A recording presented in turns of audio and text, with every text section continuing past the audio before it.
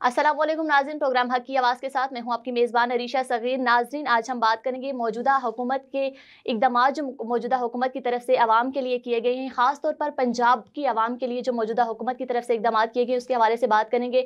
हमारे साथ स्टूडियो में आज मौजूद हैं मेंबर पंजाब असम्बली हैं, चेयरपर्सन हैं standing committee on population Abida राजा साहिबा। अस्सलाम वालेकुम मैम। जी वालेकुम सलाम। सबसे पहले तो मैम आपका बहुत बहुत शुक्रिया, आपने अपना कीमती वक्त हमें दिया।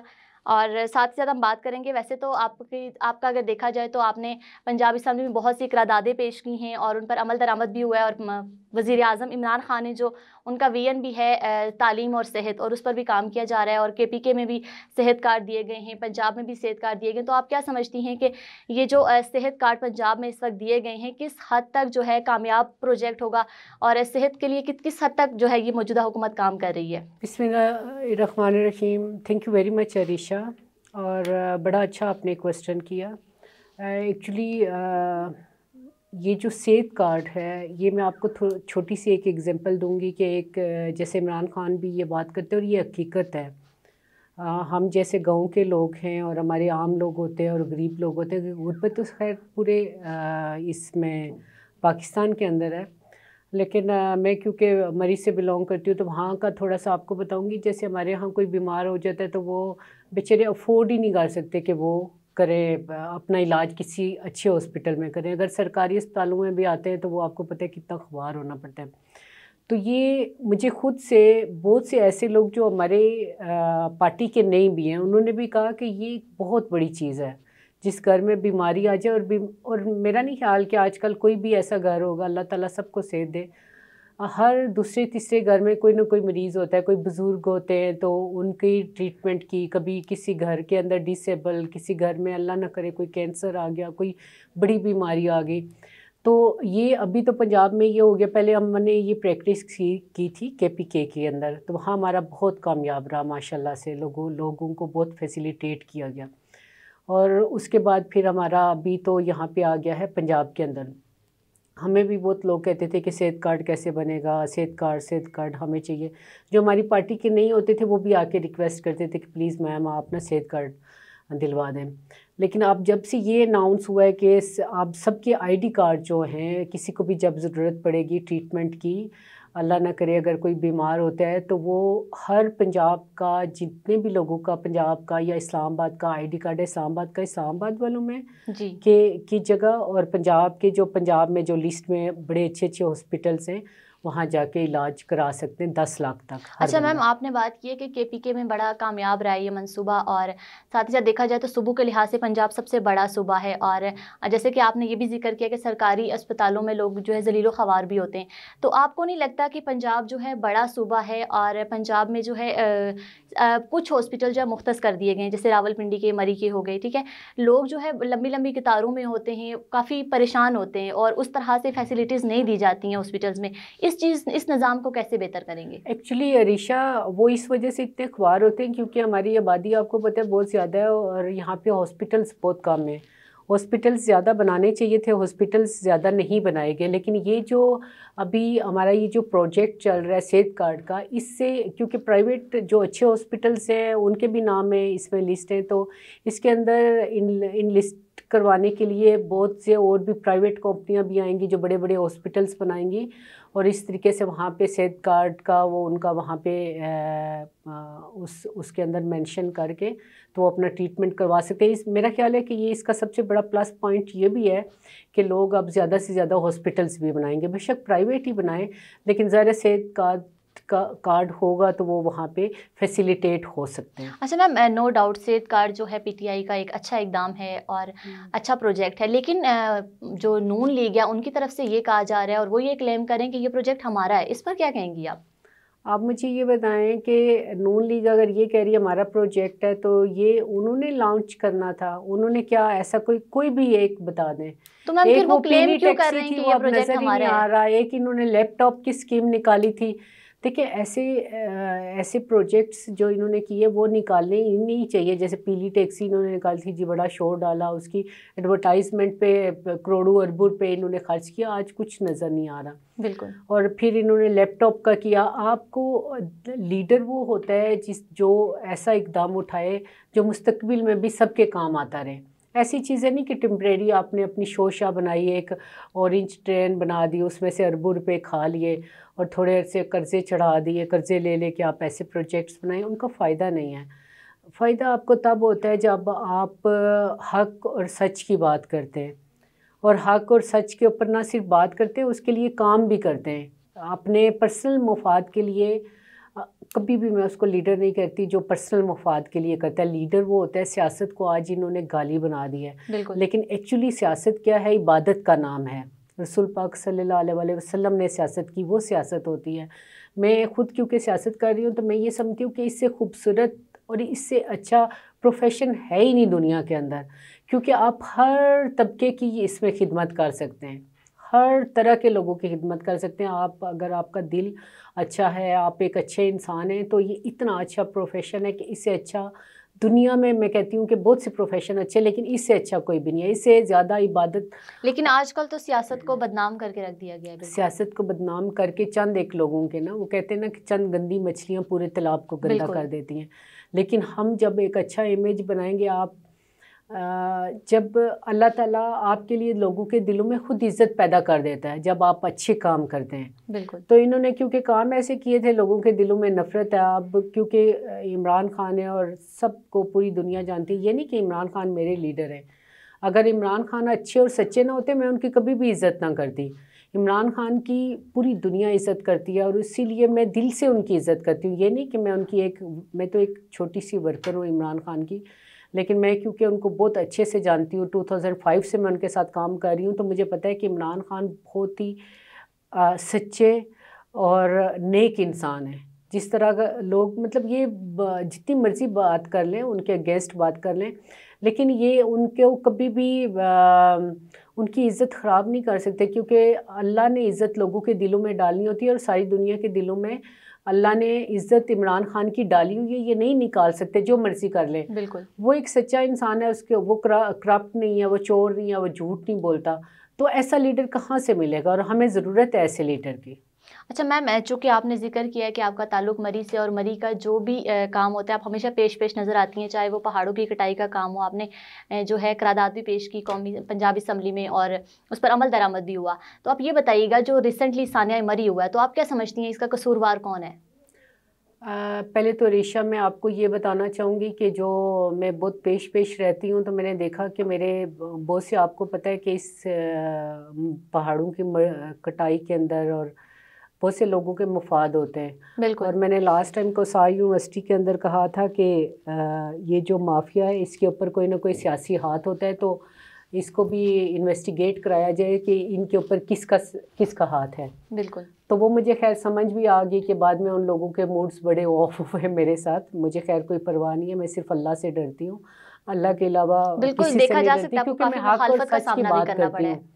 मुखालफत का सामना बहुत करना पड़ा, और उसका मुझे बहुत नुकसान भी हुआ, और अपनी पार्टी के अंदर भी हुआ, क्योंकि हमारी पार्टी के अंदर भी ज़रा हर जगह फरिश्ते नहीं बैठे होंगे। बिल्कुल। ठीक है, कुछ लोग होते हैं जो इस माफिया के पीछे होते हैं। तो छोटे मोटे लोग होते हैं, वो हर पार्टी के अंदर घुस जाते हैं। जो मुफाद परस्त होते हैं ना, वो जैसे ही देखते हैं जिसकी हुकूमत आई है उसके साथ चले जाते हैं, क्योंकि उन्होंने फ़ायदे उठाने होते हैं। तो डरना तो किसी से भी नहीं चाहिए, हक और सच की बात करनी चाहिए। सानिया मरी के अंदर जो कसूरवार है, मैं क्योंकि बड़ा डीपली मैंने इसके ऊपर सबसे बात करती रही, एसी के साथ, डीसी के साथ, कमिश्नर के साथ, वहाँ पे जो ट्रैफिक के थे डीएसपी, उनके साथ, और पूरा सबसे बातें कर के बातें, मतलब उसकी पूरा पर्सनली भी मैं जानना चाहती थी कि रीज़न क्या बनी है। इसमें जो सबसे बड़ी रीज़न थी ना, वो ये था कि ये एक अल्लाह की तरफ से एक तूफ़ान आया था, और बहुत ख़तरनाक। आप खुद भी मरी कि वहाँ जो लोग बिल्कुल। थे उनसे पूछे, बड़ी ख़तरनाक एक किस्म की फ़ौरन से एक लहर आई थी, इतनी ज़्यादा ख़तरनाक थी, जैसे ज़लज़ला आ जाता है तो अल्लाह की तरफ से कुछ चीज़ें आ जाती हैं, आप नहीं संभाल सकते, आप जितना बिल्कुल। भी मैनेज करें। मैं ये कहूँगी कि हालांकि 15 अफसर इसके अंदर इन्होंने उनको निकाला है, लेकिन मैं ये समझती हूँ कि उन सबका कसूर नहीं था इसके अंदर। ये एक तो कसूर जो अब ये बात करेंगे, ये लोगों को भी बुरी लगेगी बात, कि लोगों ने 4-4 लाइनें लगा ली थी। ठीक है, 4-4 लाइनें लगा ली हैं, तो कैसे गाड़ी आएगी। बिल्कुल। एक तो ये कुदरती तौर पे बहुत बड़ा तूफान था, दूसरा ये कि कुछ लोग जो टिकटॉक बनाने के शौकीन होते हैं, जब थोड़ी थोड़ी स्नोफॉल हो रही थी उन्होंने टिकटॉक अपनी बनानी स्टार्ट की, और उनको आइडिया नहीं था कि एकदम से बहुत ज़्यादा वहाँ पे ब्लॉक हो जाएगा रास्ता, और बहुत ज़्यादा, और वो 4-4 लाइनें बनी थी। इसमें देखें लोगों का भी कसूर है, लोग ये नहीं मानते, बहुत लोग मरी वालों को गालियाँ निकालते हैं, ये करते हैं। लेकिन मैं अरिशा आपको बताऊँ, ये अगर मरी वाले एक एक घर ने 100-100 लोगों को पनाह दी, ठीक है। हमारे मरी के लोगों ने, होटलों वालों ने अपने होटल खोल दिए फ्री उनको, लोगों को जिनके पास पैसे नहीं थे या कुछ भी था तो फ्री उनको वहाँ पे रखा, खाना पीना दिया, रिहाइश दी, सब कुछ दी। उसके बावजूद मैम वहाँ के लोगों को जो है बदनाम किया जा रहा है। हाँ, ये जानबूझ के किया जा रहा है। वो उसकी रीज़न भी मैं आपको बताती हूँ, क्योंकि मरी में लोग ज़्यादा आते हैं तो लोग चाहते हैं कि उनके इलाके, वो ये पीछे एक माफिया है जो मरी को वो मुख्तलिफ शक्लों में आके बदनाम करने की कोशिश कर रहे हैं। लोगों को प्रॉब्लम ये है कि लोग मरी में क्यों जाते हैं, यहाँ पे बिज़नेस ज़्यादा हो रहा है, बिज़नेस ज़्यादा मिल रहा है जो होटलों वाले हैं उनको, तो वो ये चाहते हैं कि भाई हमारे इलाके में भी आए। बहुत से लोग आप कहते हैं यहाँ मैं नाम नहीं लूँगी, यहाँ आ जाए, यहाँ आ जाए, हम आपको ये करेंगे वो करेंगे। लोग हर जगह तकरीबन एक जैसे ही होते हैं, और मैं ये समझती हूँ कि जितने मरी के लोगों का दिल खूबसूरत है ना, मैं नहीं समझती कि कहीं और का भी होगा। बेशक पाकिस्तान सारे के लोग बड़े अच्छे, मैं ये नहीं कहती कि कहीं के लोग बड़े बुरे, में कहीं भी गई तो बड़े अच्छे से लोग, आपका अपना एक ज़ाविया नज़र भी होता है ना कि आप किस तरह से लोगों को देखते हैं। पीसी में लोग 50,000 दे के आ जाते हैं, ठीक है। बिल्कुल। चेन वाले को 2,000 और 3,000 दिए तो रोने पिटने शुरू कर दिए पूरे पाकिस्तान में। भाई वो भी गरीब हैं, आप लोग जाएंगे, उनका बस यही बिजनेस है ना कि आपको चेन देना, ठीक है। अंडा हमने 500 का लिया, आप इधर आके तो वो वेला मचा रहे हैं। लेकिन ये बताएं कि अंडा जो 500 लिया था उसकी कोई तस्वीर, कोई वीडियो, कोई रिकॉर्डिंग है? हमने कहा हमें दें, हम पूछें तो ऐसा कुछ भी नहीं था। ये सब झूठी चीज़ें, झूठी अफवाहें थी मरी के लोगों के खिलाफ। हालांकि हमें दुख होता है कि आप हमारे इलाके में आते हैं, आप यहाँ घूमते हैं फिरते हैं, हम आपको वेलकम करते हैं, आपको फैसिलिटेट करते हैं। कोई भी प्रॉब्लम होता है तो हम इंतज़ामिया से पूछते हैं। पहले वो जैसे बहुत बदतमीज़ियाँ होती थी, बिल्कुल, वहाँ पे जो हैं हमारे जो रूम लगा रहे होते हैं ना रेंट पे, उनकी तरफ से, तो उनको हमने बड़ी, हालांकि हमारे अपने ही लोग थे, हमारे वोटर, हमारे सपोर्टर, फिर भी हमने उनको सख्ती से मना किया कि अगर कोई भी बाहर से स्याह आता है उसके साथ बदतमीज़ी की जाएगी तो हम खुद FIR करवाएंगे और उसको अरेस्ट भी करवाएंगे। बिल्कुल, इनकी इज़्ज़त के लिए, इनकी इज़्ज़त के लिए मतलब हम सब करते हैं, सब चीज़ें करते हैं कि इनको फैसिलिटेट करें, कोई प्रॉब्लम ना हो। हर किस्म की अपनी इंतज़ामिया को भी बताते हैं और कि हर वक्त कि आपने इनको हर तरीके से फैसिलिटेट करना है। लेकिन इसके बावजूद आप जाके इस तरह की बातें करते हैं वहाँ पे, जी मरी वाले, ये मरी वाले नहीं, ये आप लोगों का खुद कसूर है। आप लोग वहाँ पे टिकटॉकें बनाते रहे, और फिर दूसरा आप ये सोचें कि ये मरी वाले को कहते हैं, मरी वाले तो बेचारे गांव वाले कहीं दूर दराज होंगे ना, ठीक है। आप जो वहाँ पे इतनी गाड़ियाँ खड़ी थी, आपने क्यों नहीं एक दूसरे को हेल्प किया? आपने एक दूसरे को, किसी को तो पता होगा ना कि गाड़ी के पूरे शीशे बंद होंगे, कोई बेहोश हो रहा है, तो आपने एक दूसरे को पानी तक नहीं दिया। आप बिल्कुल। कुछ लोग ये भी कह रहे थे कि हमने शीशे खुले रखे, हम बच गए। आप साथ वाले को भी बता सकते थे कि आप भी शीशे खोल सकते हैं। बिल्कुल। लेकिन मैम ज़्यादातर लोगों की तरफ से अगर देखा जाए तो वो ये कहते हैं कि इंतज़ामिया का ज़्यादा कसूरवार है। और इस थाने के बाद ये भी देखा जा सकता है कि जो मरी की आवाम है काफ़ी नाराज़ दिखाई देती है और जो है नून लीग की तरफ रुख कर रही है। इस पर क्या कहेंगी आप? मरी की आवाम किस वजह से नाराज़ होगी? क्योंकि मैम उन्हें खामखा बदनाम किया गया, इसलिए। हमने तो बदनाम नहीं किया ना। मैं हर जगह हर चैनल पे बैठ के ये कहती हूँ कि मरी के लोगों से, ज़ाहिर सी बात है मैं खुद भी मरी की, मैं कैसे कह सकती हूँ कि लोग बुरे। ये पहली दफ़ा नहीं हुआ, बड़ी दफ़ा ये हुआ जब नून लीग की भी हुकूमत थी, तो ये चलता ही रहता है जी मरी का बाइकाट करें जी। मेरे सामने कुछ थोड़े दिन हुए तो वो बातें हो रही थी कि मरी का बाइकाट करें। मैंने कहा भाई साहब बात सुने, मरी के लोग बड़े खुश हैं, आप बाइकाट कर दें। किस लिए? कि आपका फ़ायदा तो चंद एक लोगों को होगा ना। कितने हमारे होटल होंगे? कम ही लोग हैं हमारे जिनके होटल्स हैं, जिनको फ़ायदा होगा। बाकी दुनिया तो आपसे तंग ही है ना। जो जाके आप लोग वहाँ पे करते हैं, वहाँ पे लड़कियाँ लड़के डांस कर रहे होते हैं माल रोड के ऊपर, कभी क्या आपके हल्ले गुल्ले और रोडों के ऊपर जो आप तमाशे लगाते हैं, तो उससे वहाँ की जो रिहायशी है वो तो तंग ही होते हैं ना, वो कोई खुश तो नहीं है। उनको क्या आप जाएँ या ना जाए, वहाँ का जो आम बंदा है बिजनेस तो आपका बंद होगा। हाँ, बिजनेस तो जो चंद एक होटल है उनका बस बिजनेस चल रहा है। बाकी आप जाते हैं तो इतनी खूबसूरत जगह है और इस्लामाबाद से करीब तरीन है, और इससे खूबसूरत जगह कोई होगी नहीं।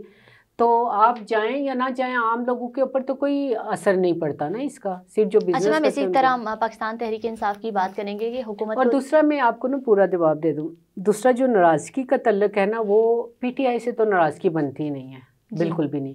और ये बात तो बिल्कुल गलत है कि पीटीआई से लोग नून लीग में जा रहे हैं। मेरी था ही आलमोस्ट सारा नून लीग का, वो लोग हमारी तरफ आए और अभी भी हमारी तरफ वो आते जा रहे हैं। क्योंकि ये नहीं था कि ये 5 साल ख़त्म हो जाएंगे तो इमरान खान ख़त्म हो गए।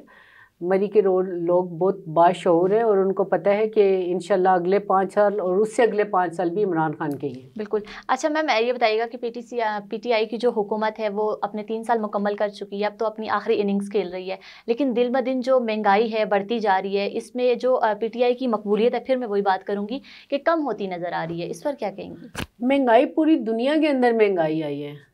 पेट्रोल महंगा हुआ है, पेट्रोल जब महंगा होता है तो उसके बाद जो है हर चीज़ महंगी हो जाती है। पेट्रोल हमारे मुल्क में तो पैदा हो नहीं रहा, पेट्रोल हम बाहर से ले रहे हैं, वो महंगे हैं, हम तो उसके ऊपर कम से कम टैक्स लगा रहे हैं। आप देखें ना, यूके देखें, यूएसए देखें, दुबई देखें, कनाडा देखें, हर एक मुल्क के अंदर महंगाई का एक तूफान आया है। हमारा उनकी निस्बत इंडिया को देख लें, उनकी निस्बत कोरोना आया था, एक कितनी बड़ी मुसीबत थी जिसको इतने अच्छे तरीके से इमरान खान ने हैंडल किया कि उसकी बिल्कुल एग्जांपल इंटरनेशनल लेवल पे दी जाती है कि जिस तरह इमरान खान ने गरीब लोगों की ज़िंदगियों को बचाया बिल्कुल। और कोरोना को जिस तरीके से हम लोगों ने मैनेज किया। तो महंगाई तो पूरी दुनिया के अंदर आई है और उसकी वजह ये है कि पेट्रोल महंगा हुआ है। ये तो नहीं है कि हमने इमरान खान का इसमें कसूर है। इमरान खान का कसूर तब हो जब इमरान खान यहाँ करप्शन कर रहा हो, पैसे निकाल रहा हो। ये तो मैं कसमन कह सकती हूँ कि इमरान खान 1 रुपये का भी किसी का रवादार नहीं है, ना वो किसी का, बड़ी रकम तो बहुत दूर की बात है। हाँ, हम सब ने MPs MNAs ने कोई जायदादें बनाई हैं, कोई कुछ बनाया है, तो आप लोग कह सकते हैं कि भाई हम करप्शन कर रहे हैं।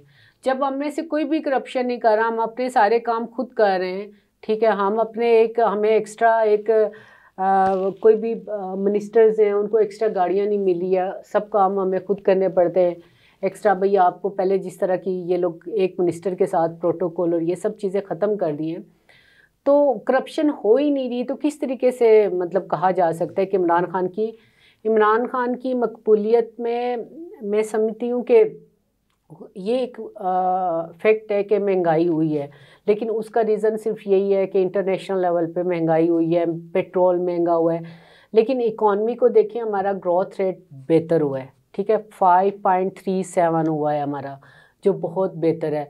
और आइंदा इंशाल्लाह इस साल के अंदर अंदर आप देखेंगे कि हमारी इकॉनमी और बेहतर होगी। प्रॉपर्टी सेक्टर्स के अंदर लोगों ने आके पैसा लगाया। इसके अलावा हेल्थ के अंदर देखें हमारी कामयाबी है। एहसास के बहुत से प्रोग्राम्स हैं जो लोगों को इमरान खान ने दी।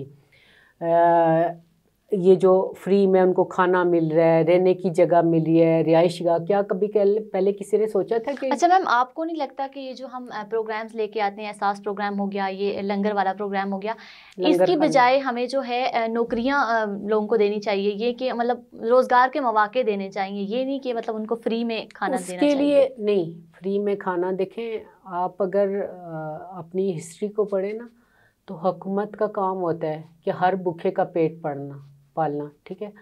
हज़रत उमर इस्लाम को देखें ना कि वो किस तरह जाके घरों में पूछते थे कि किसी जगह अगर खाना नहीं है, कुछ नहीं है, प्रॉब्लम है, तो वो डोर नॉक करते थे। बिल्कुल। हुकूमत माँ होती है और माँ का काम होता है कि अपने बच्चों को पालना, उनको हर चीज़ देना।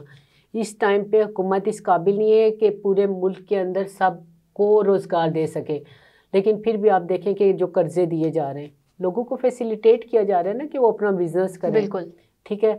बगैर सूद के कर्जे दिए जा रहे हैं, पैसे दिए जा रहे हैं ना कि आप पैसे लें, इससे कमाएं, आप इसको वही कर्जा अपना कारोबार करें, वापस भी करें। और हर तरीके से बच्चों को पढ़ाई, एजुकेशन के अंदर ज़्यादा से ज़्यादा स्कॉलरशिप्स दी जा रही हैं। कितनी मरी में आप देखें कोसार यूनिवर्सिटी हमने बनाई, पहले कभी कोई यूनिवर्सिटी थी? नून लीग ने क्यों नहीं बनाई? वो आए थे शाहिद खाकान अब्बासी, हमारे वज़ीर आज़म रहे, हमारे मरी के हैं, क्या बनाया उन्होंने? मरी में मुझे उस दिन वो प्रेस कॉन्फ्रेंस कर रहे थे, मुझे ये बताएं कि उन्होंने मरी में क्या बनाया, वो नवाज शरीफ के इतने क्लोज थे, क्या वो नहीं बनवा सकते थे? अच्छा, नून लीग की जानिब से ये कहा जा रहा है कि जो प्रोजेक्ट्स हमारे थे उन्हीं पर अभी तक काम हो रहा है, नया कोई कौन सा नहीं प्रोजेक्ट उनका था? क्या है। तो यूनिवर्सिटी मैम वो उनका? ये ऐसा क्यों उन्होंने कहते तो हैं अभी भी कहा है कि ये कौन सी, मैं उनकी प्रेस कॉन्फ्रेंस सुन रही थी, थोड़ा सा क्लिप कहीं मेरी नज़र से गुजरा, उन्होंने कहा जी ये कौन सी यूनिवर्सिटी है, इस तरह की यूनिवर्सिटियाँ होती हैं। आप यकीन करें, आप लोग आए हमारी यूनिवर्सिटी के अंदर, ठीक है, हमने नई बिल्डिंग्स नहीं बनाई, रिसोर्स सेंटर, पंजाब हाउस, ये वो जो हमारे पास ऑलरेडी बिल्डिंग थी उसी के अंदर हमारे बच्चे पढ़ रहे हैं।